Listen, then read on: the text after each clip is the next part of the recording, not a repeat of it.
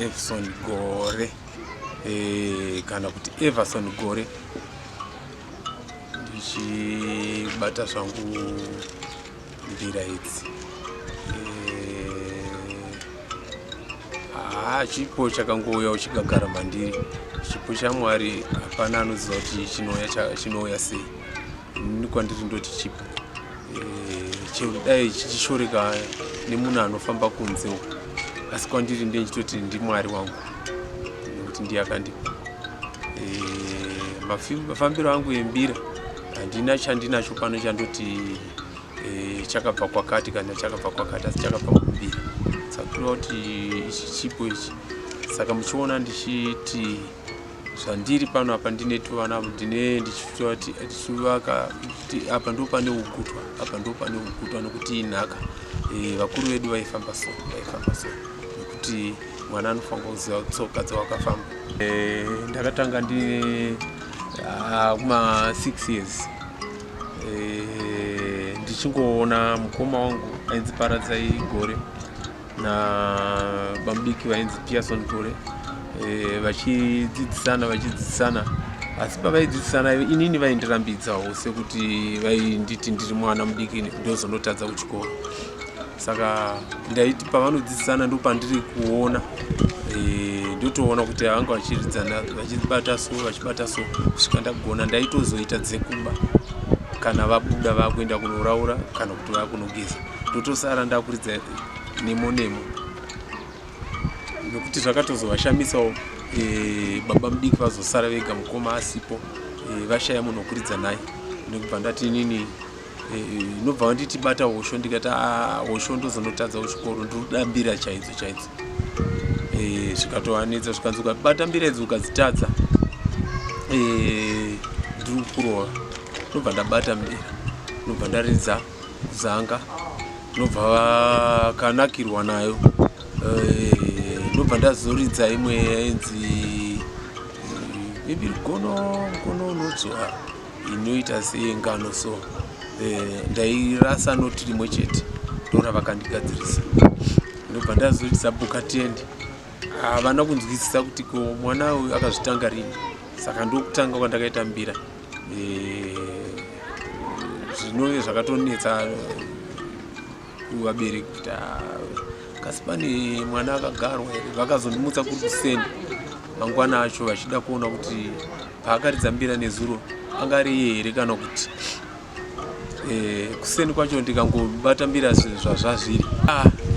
Ticha vakanakirwa nezvandaiita ndiri kumba. Vanga vari headmaster vaigara muraini rimwe chete. Saka vakauya vakakumbira mbira kuna baba. Ndobva vaenda nadzo chikoro.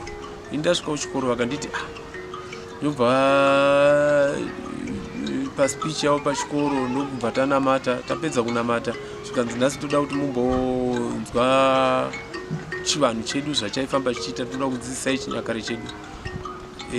Ndobva vakatora pavakandidaidza vakati chiuya mberi. Tikuenda kumberi ndikuona kuti dezi ranga vanga vakakera pabhasikoro nderangu.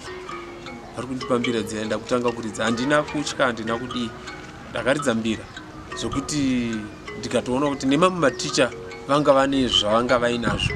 Hazvizobude hazvo kudai pari zvino nekukura kwandaita nekudzidza kwandaita ndakakuona kuti zveshuwa tichanhingi vanga vane zvakati tichanhingi vanga vabatwa nazvo asi mumwe mwana wechikoro akatosvikirwa pakatoita mwana iye akatozoita nguva yakareba achingoti padikidiki asvikirwa patikangoenda kutraditional dance aitongosvikirwa.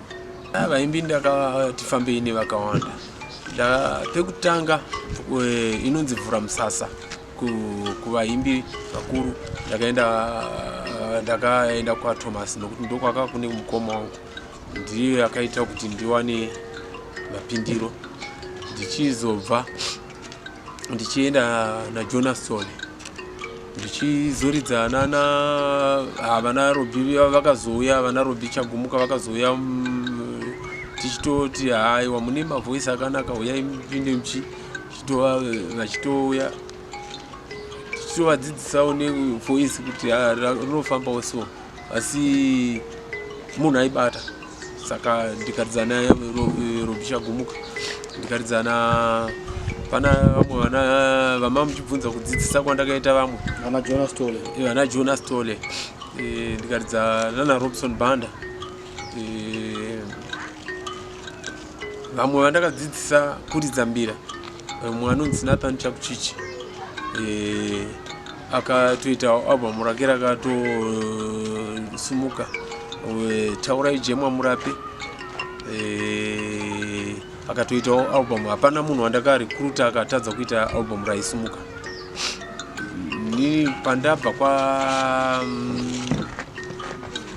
Jonah Sithole ndo pandakatanga kuita Amazon movement.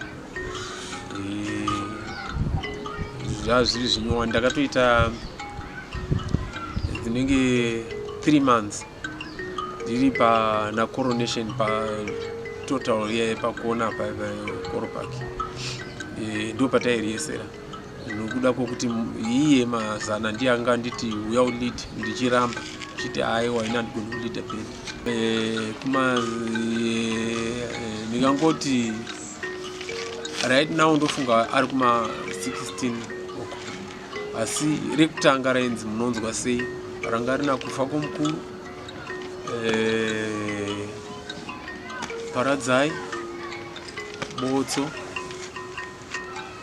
dzimwe ndakukanganwa. Inini ndiri kudzidzisa nerudo rokuratidza kuti chivanhu chedu, kana ini madzidziro andakaita wangu ndairambidzwa kui ndikachirambidza vadiki ava kudei ndisina kufoseredza kuti ndizive kuti chivanhu chofamba sei. Nhasi tingadei tiri papi nokuti ndokurasika kunoitika kuvana vechidiki, nokuti unenge wagara usiri mazviri wazonosangana nezvakati kusiyana navo. Saka ndinonyatsoziva kuti mbira iyi, ndikabata mbira iyi ndikakwira mugomo ndikaridza ndiri ndega, kana ndakubuda imomo ndinowana mhinduro.